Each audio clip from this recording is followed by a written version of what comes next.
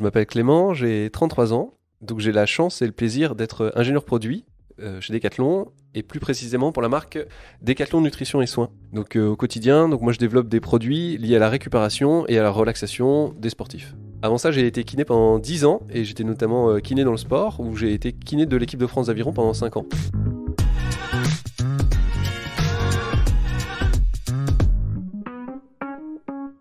Bonjour et bienvenue sur Conseil de sportif, Conseil de sportive. Alors ces podcasts, ils sont là pour vous aider à reprendre le sport, vous accompagner dans la pratique ou alors répondre à des questions que vous vous posez. Moi, je suis Sandrine, je bosse chez Decathlon. Vous l'avez compris, je suis en compagnie de Clément, notre spécialiste de la récupération sportive. Donc bonjour Clément. Bonjour Sandrine. Alors, dans les derniers épisodes, on a échangé ensemble sur l'électrostimulation et sur le principe de la récupération active. Aujourd'hui, dans ce nouvel épisode, on parle de quoi ? On parle de massage. Exactement. Ma première question, ça serait, est-ce que l'on peut considérer que le massage est une forme de récupération naturelle ? Bien sûr, oui. En fait, toutes les techniques de récupération, que ce soit l'électrostimulation, la récupération active qu'on a déjà vue, le massage ou bien d'autres, comme le froid, le chaud, sont des moyens naturels, dans le sens où ils vont juste accélérer un processus qui est physiologique, qui est présent. Si les moyens n'étaient pas naturels, ça existe, mais ça s'appelle du dopage, et dans ce cas-là, c'est tricher. J'ai l'impression que le massage en sport, c'est fortement utilisé par les sportifs de haut niveau, enfin les grands sportifs. Bien sûr, le massage, c'est vraiment l'une des techniques les plus fréquentes pour la récupération des athlètes. Et je pense que ça va être l'une des plus anciennes. C'est vrai que quand on regarde d'anciens reportages, les athlètes se sont vite fait masser pour leur récupération. Le massage, ça a toujours été, ça l'est encore, c'est énormément à la mode dans le monde du sport. Et notamment, si on prend les cyclistes professionnels, ils ont des créneaux tous les jours de 45 minutes de massage. Et c'est vraiment instauré dans leur routine. Tous les jours. Tous les jours. Alors quand ils sont en période de compétition, par exemple sur le Tour de France, ou le Giro, ou n'importe quelle compétition, ils en ont vraiment tous les jours. Et ce, dans presque toutes les équipes. Ouais. Clément, est-ce qu'il existe différents types de massages ? Alors, il existe énormément de types de massages différents. Déjà, ce qu'il faut bien avoir en tête, c'est qu'il existe plusieurs manœuvres, et c'est la façon dont ces manœuvres vont être combinées qui va donner un type de massage différent. Et les manœuvres, c'est les gestes. Voilà, c'est ça. Une manœuvre, c'est un geste bien particulier qui est plus ou moins codifié. Ça marche. Et donc dans les types de massages, on va retrouver par exemple des massages d'origine orientale. Donc on a le shiatsu, le reiki, les massages thaïlandais. Donc qui eux, alors, sont fortement mêlés à la culture et à la philosophie du pays d'origine et qui ont plutôt une visée en prévention qu'en traitement. D'accord. Ici en Europe, nous on a certains massages thérapeutiques. Donc on a par exemple le drainage lymphatique manuel. Donc là qui est d'aller drainer, comme son nom l'indique, l'œdème de certaines personnes. Donc là, c'est plutôt très codifié, c'est très détaillé, c'est protocolisé. Donc là, on n'improvise pas, on sait exactement ce qu'on va faire. Après, on a bien sûr le massage sportif qui est utilisé pour la récupération ou pour l'échauffement des sportifs. Donc si je t'ai bien compris, il y a 3 types de massages, le thérapeutique, le massage d'origine orientale et ensuite la catégorie du massage sportif. Non, il y en a beaucoup plus que ça. On a par exemple la réflexothérapie, qui est l'action sur un organe par un massage à distance. Donc là, c'est des massages qui rentrent dans des catégories, mais quand vous massez quelqu'un juste comme ça, ça n'a pas forcément de nom en fait. C'est un massage. C'est un massage. Et c'est pour qui ? Est-ce qu'il y a des contre-indications également à prendre en compte ? Alors, le massage sportif, c'est vraiment pour tous, j'ai envie de dire. Les contre-indications du massage, que ce soit sportif ou plus général, il n'y en a pas beaucoup. Les principales contre-indications, ça serait les problèmes de peau. Donc forcément, une cicatrice qui serait récente. Si vous avez par exemple un grain de beauté, c'est sûr qu'on ne va pas aller le masser. Donc voilà, il n'y a pas beaucoup de contre-indications. Certaines pathologies, certains problèmes peuvent contre-indiquer au massage. Mais dans ce cas-là, c'est un peu du cas par cas. C'est difficile de faire des généralités. Et donc, il vaut mieux demander l'avis de son médecin. Parfait. Les bénéfices du massage sportif, selon toi ? Alors, il y en a plusieurs. Déjà, c'est de venir décontracter les muscles, donc de venir détendre. C'est aussi fait pour améliorer le retour veineux, donc c'est-à-dire on élimine les déchets en ramenant le sang. Et comme on ramène le sang, il y a du sang entre guillemets neuf qui arrive et donc on favorise l'apport de nutriments. C'est bien sûr psychologique. Quand on se fait masser, il y a beaucoup de sportifs où c'est un bien-être général, c'est déstressant. Et parfois, le massage sportif, au-delà de la récupération, il est utilisé en échauffement. Dans ce cas-là, c'est un massage qui est beaucoup plus tonique et beaucoup plus court. D'accord. Et la fréquence, parce que tout à l'heure, par exemple, tu parlais des sportifs, les cyclistes pendant le Tour de France, ils se font masser quasiment tous les jours pendant cette compétition.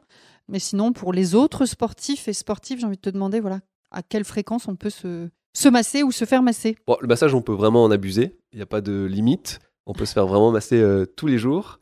La seule condition, je dirais, c'est d'avoir un masseur ou du matériel pour le faire, mais il n'y a vraiment pas trop de limite. Et on se masse de quelle manière ? Est-ce que c'est uniquement effectivement avec l'utilisation de ses mains et des techniques ? Est-ce qu'il y a des accessoires qui sont à utiliser, qui sont préconisés ? Enfin, qu'est-ce que tu nous conseilles, toi ? Plusieurs cas sont possibles. Soit on s'automasse ou on masse quelqu'un, et dans ce cas-là, on peut n'utiliser que ses mains. Bon, moi, je recommande quand même plutôt l'utilisation de crème, de gel, d'huile pour que les mains glissent plus facilement. Mais en soi, c'est possible sans. Après, il y a de nombreux accessoires qui existent pour s'automasser, je dirais, donc pour se masser soi-même. On a par exemple les balles de massage, les bâtons, les rouleaux. On a certains accessoires qui sont électroniques, qui demandent donc encore moins d'efforts. Et l'avantage de ces accessoires, c'est qu'on a en plus certains adjuvants, comme la vibration, la chaleur, la percussion. Par contre, ces accessoires, tu peux les utiliser en toute autonomie. Il n'y a pas besoin d'être accompagné. Bien sûr, ces accessoires sont vraiment destinés au grand public, donc pas besoin d'être un pro pour les utiliser. Est-ce que tu as des conseils pour masser ou s'automasser ? Le premier conseil que je donnerais, c'est d'y aller doucement. Et ça, c'est vraiment l'erreur que je vois la plus fréquente. C'est quand on s'automasse ou qu'on masse quelqu'un, il faut vraiment y aller doucement. Alors, sauf quand on est vraiment en massage d'échauffement, où là, on peut mettre un peu de vitesse pour que ce soit tonique, dynamique. Ouais. Mais sinon, un massage de récupération, c'est vraiment un rythme lent. Et souvent, ceux qui débutent dans le massage, ils vont un peu trop vite. Un autre conseil que je pourrais donner, c'est de ne pas vouloir changer de manœuvre à chaque fois. C'est-à-dire que... De geste, c'est ça, exactement, le geste. On peut le répéter encore et encore. C'est vrai que quand on débute le massage, on a envie de faire plein de gestes différents et changer tout le temps, parce qu'on a l'impression que le massage sera plus agréable, alors que non, pas du tout. Il faut vraiment une manœuvre qui est lente, et la manœuvre peut vraiment être répétée. Au contraire, je dirais que c'est plutôt agréable, parce que la personne, elle sait le geste qui va arriver, et donc il n'y a pas ce phénomène de surprise à chaque mouvement. Okay. De la même manière, c'est important de toujours garder au moins une main sur la personne qui est massée, parce que si à chaque manœuvre, à chaque geste, on retire les mains, le problème, c'est que la personne, le cerveau, il se dit où vont atterrir les mains. Alors c'est inconscient, mais du coup on est un peu moins détendu parce qu'on se dit la personne elle est là, où vont réapparaître ses mains. Est-ce que la pression elle est importante quand on masse les personnes ? Très bonne question Sandrine, elle est très importante. C'est-à-dire qu'il y a des personnes qui vont aimer un massage avec une pression assez forte, donc quand le masseur appuie vraiment de ses mains. D'autres personnes vont aimer une pression plus faible. Il y a aussi des cas où, par exemple, quand vous avez fait du sport et vous avez les muscles bien chargés, vous allez préférer un massage peut-être un peu plus doux ou moins appuyé. Donc dans tous les cas, il faut s'adapter, que ce soit à la personne ou à ce que la personne a fait en sport. Et tout simplement, il faut demander. Ou quand on s'automasse, on peut gérer facilement la pression. Donc ça fait partie des conseils. Et après, tu en as d'autres ? Alors j'ai d'autres conseils. Ça, pareil, c'est une erreur que les débutants font souvent. C'est de masser qu'avec le bout des doigts. Quand on masse, il faut essayer d'utiliser vraiment toute la main, les doigts, la paume des mains, et j'irai même jusqu'aux avant-bras. Il faut essayer que le massage soit assez englobant, c'est toujours plus agréable. C'est mieux aussi d'être proche de la personne à masser. C'est comme quand on écrit. Quand on écrit et qu'on est proche de sa feuille, on a toujours une plus belle écriture que quand on écrit très loin. Donc pour le massage, c'est pareil, on a un meilleur contrôle de ses mains quand on est vraiment proche de la personne. D'accord, bon exemple. C'est vrai que certains profs nous disaient d'avoir le nez dans le patient. C'est pour dire d'être vraiment proche de la personne. Ok. Comme je le disais tout à l'heure, c'est bien d'avoir des gels, des crèmes, des huiles. Les mains glissent mieux, c'est plus agréable. Parce que c'est vrai que sinon, les mains accrochent un peu sur la peau, c'est pas super agréable. Faut faire attention aux poils, alors surtout chez les hommes. Alors là, il faut bien doser son niveau d'huile. Et si les personnes sont vraiment trop poilues, c'est bien de raser. Alors pourquoi ? Parce qu'en fait, si vous massez, et surtout si vous massez longtemps et beaucoup, en fait, vous pouvez venir irriter la base du poil. Donc ça fait ce qu'on appelle des folliculites. Donc c'est pas grave, c'est une petite irritation. Mais ça peut être gênant, douloureux. Alors notamment si vous faites un massage la veille d'une course et que vous vous retrouvez avec ça, notamment au niveau de l'intérieur des cuisses, ça peut vraiment être super gênant. D'accord. Et enfin, comme je le disais tout à l'heure, il faut vraiment respecter la peau.